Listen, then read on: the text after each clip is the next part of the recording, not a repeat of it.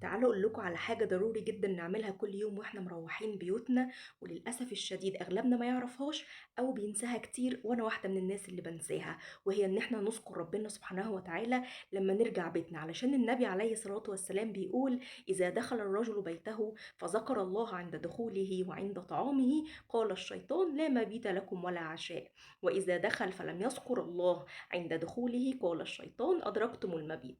وإذا لم يذكر الله عند طعامه قال: أدركتم المبيت والعشاء. صلى الله عليك وسلم يا حبيبي يا رسول الله. يعني احنا كده لما بندخل بيوتنا وما بنذكرش ربنا، احنا بناخد الشيطان في ايدينا ونقول له اتفضل، ومش بس كده، كمان بنعشيه معانا. طب احنا مستنيين ان احنا يبقى بيوتنا ازاي؟ فيها راحة وفيها بركة وفيها رزق وفيها نوم هادي وفيها حياة مستقرة بين الأزواج، والشيطان نايم وسطينا وكمان بياكل معانا. طب والحل بسيط: نذكر ربنا واحنا داخلين علشان لا يبات عندنا ولا ياكل معانا.